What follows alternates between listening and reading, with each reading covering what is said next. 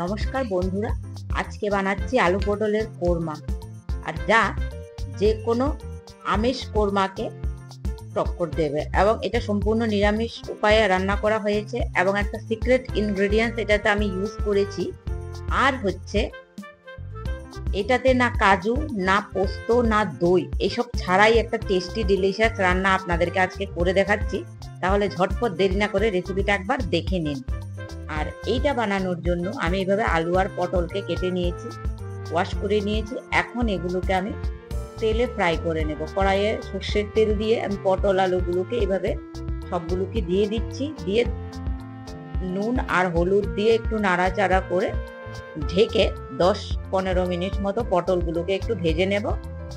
সঙ্গে আলুটাও থাকবে, যেন 80% মতো এগুলো তাতেই কুক হয়ে যায়। আর অন্যদিকে একটা মিক্সি জারে নিয়ে নিয়েছি কিছুটা পরিমাণ আদা, আর দেব একটা কাঁচা লঙ্কা। কাঁচা লঙ্কাটা আপনারা ঝাল হিসাব করে দিয়ে দেবেন, যতটা ঝাল পছন্দ করেন সেই অনুযায়ী।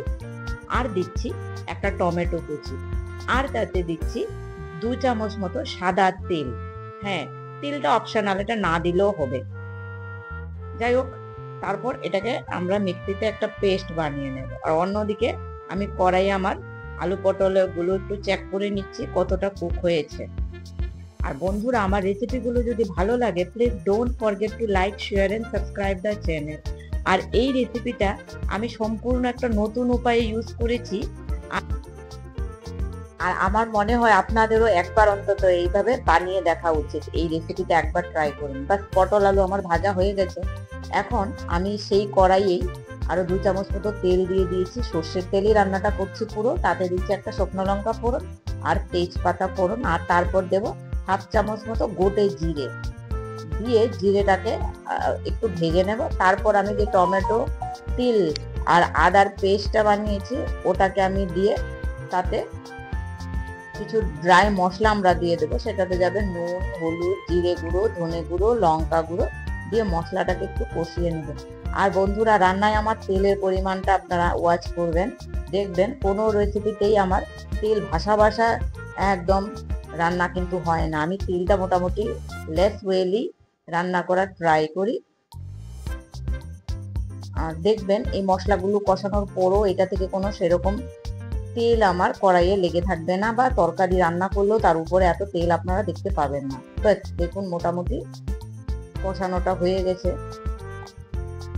এখন আমি আপনাদের সঙ্গে সেই সিক্রেট ট্রিক ইনগ্রেডিয়েন্টসটা শেয়ার করছি। এটা হলো, আমি কিছুটা মুগ ডাল 2 ঘন্টা আগে ভিজিয়ে রেখেছিলাম জলের মধ্যে, সোক করে রেখেছি মুগ ডালটাকে।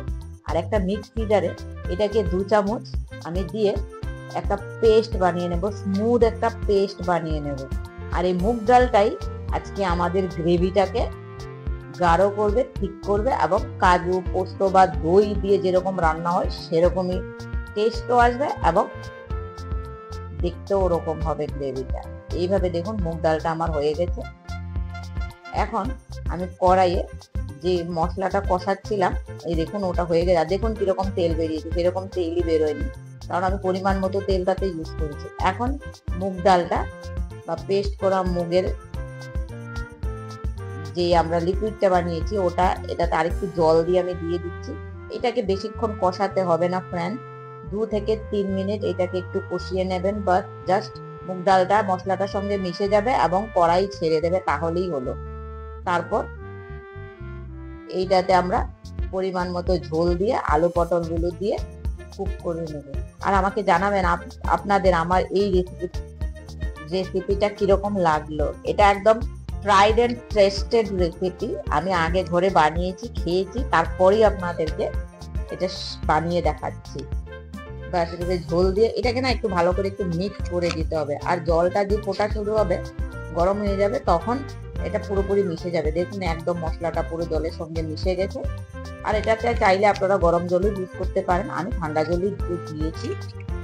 ব্যাস, এখন উপর থেকে আলু পটল তাকে দিয়ে আমি 5-7 মিনিট মতো কুক করে নেব ঢেকে। কারণ 80% মতো কুক হয়েছিল, কিছুটা আলুটা নরম হওয়া অবধি আমরা এটাকে আরেকটু কুক করতে হবে ঢেকে। ব্যাস, 10 মিনিট পর আপনাদেরকে আমি দেখাচ্ছি। দেখুন গ্রেভিটা মোটামুটি গাঢ় হয়ে এসছে, একদম মেখে গেছে পুরো।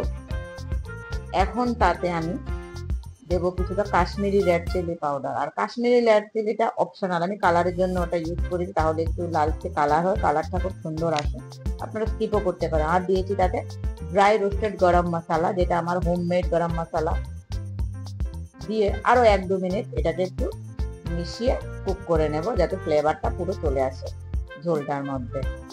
আর তারপর এইটাতে আমি 1.5 চামচ মতো চিনি দিয়েছি।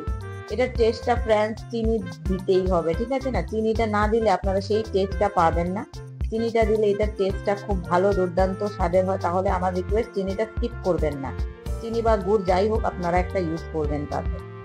আর চিনিটা মিক্স করে দেবো তাতে।